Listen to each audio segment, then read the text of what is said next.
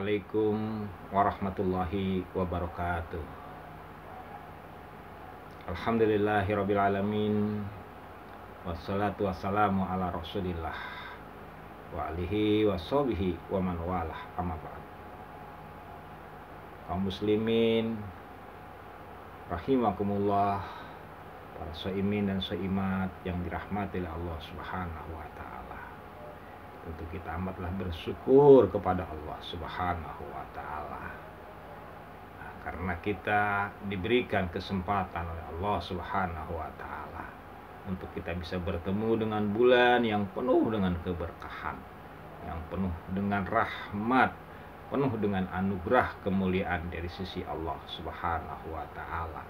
Dan tentu kita juga sangatlah bersyukur sampai hari ini kita masih bisa tak menjalani tugas dan kewajiban yang suci dan luhur, yaitu melaksanakan puasa di bulan Ramadan.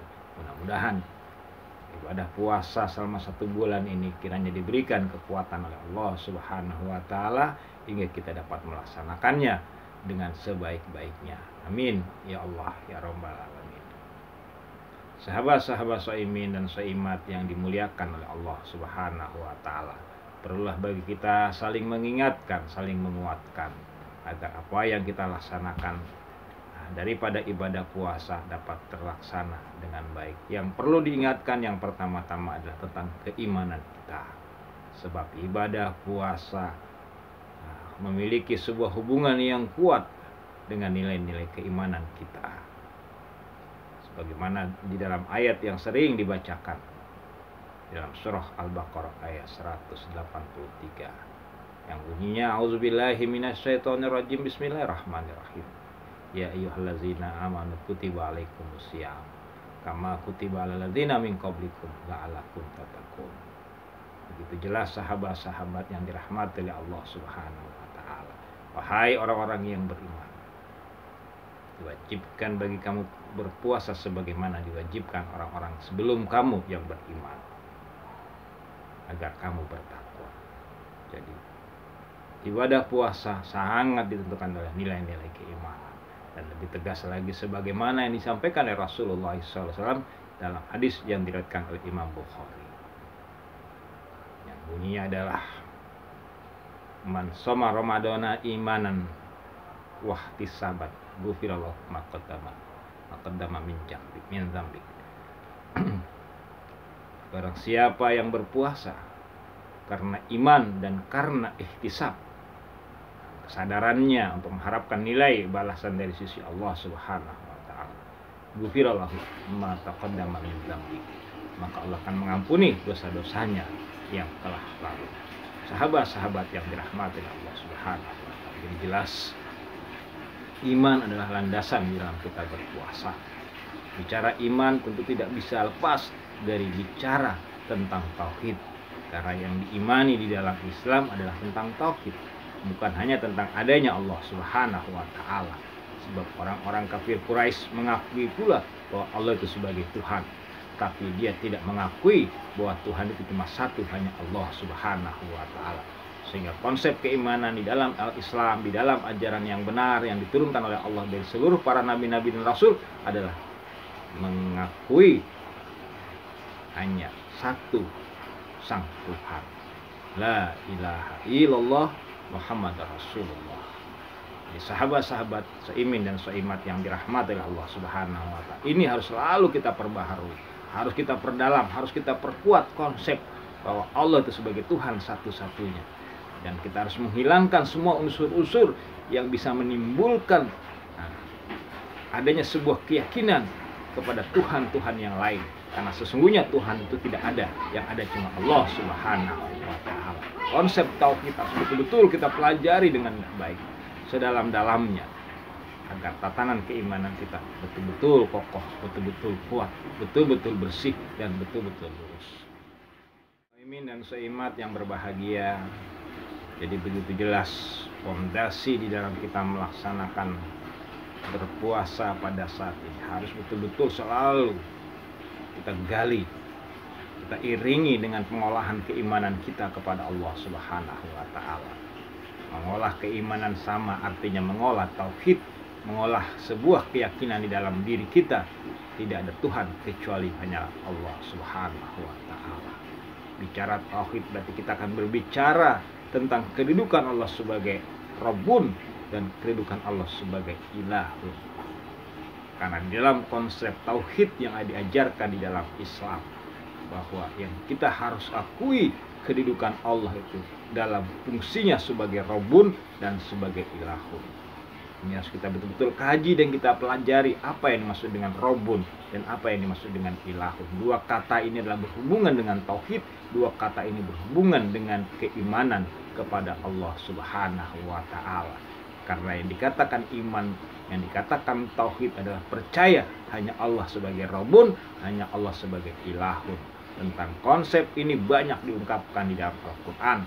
Salah satunya dalam surah An-Nas yang bunyinya A'udzubillahi minasyaitonirrajim. Bismillahirrahmanirrahim. Qul a'udzu birabbin nas, malikin nas, ilahin nas. Qul, katakanlah, aku berlindung kepada Rabbun nas, Rabbunnya manusia, yaitu Allah Subhanahu wa Ta'ala. Berlindung kepada Malikun nas, maliknya, rajanya manusia, yaitu Allah Subhanahu wa Ta'ala.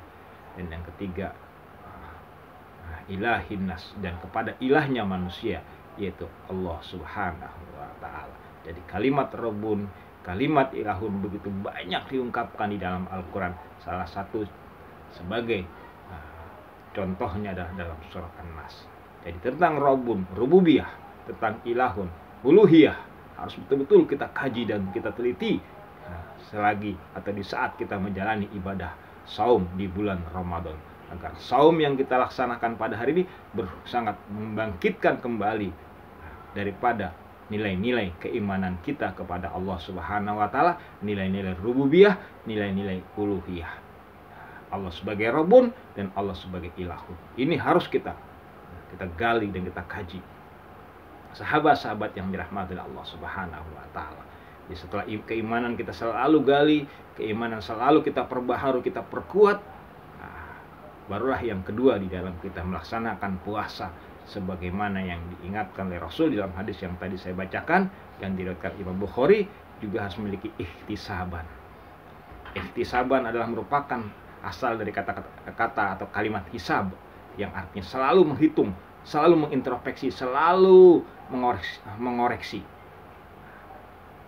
Sehingga timbullah sebuah ihtisab, sebuah kesadaran hanya semata-mata mengharapkan nilai balasan daripada Allah Subhanahu wa Ta'ala.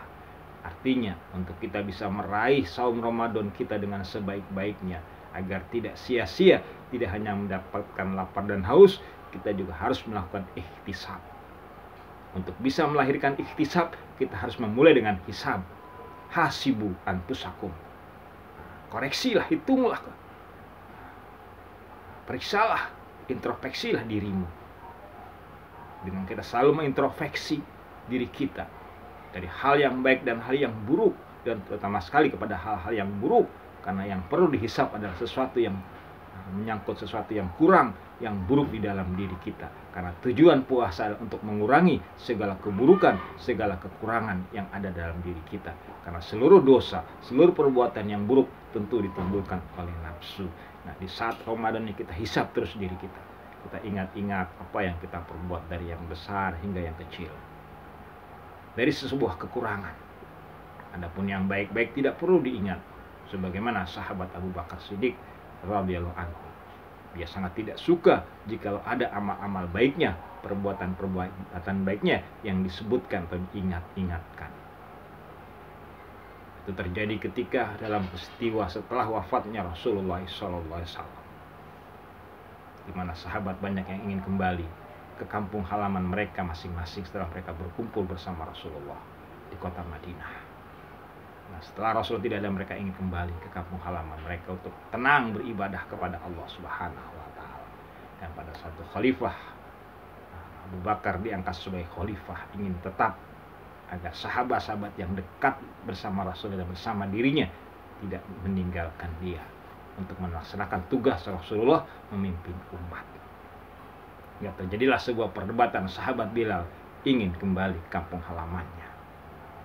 Dalam perdebatan itu terjadilah sebuah ungkapan yang tidak disadari, apakah karena engkau menahanku, memaksaku, karena engkau pernah memerdekakan aku dari perbudakan.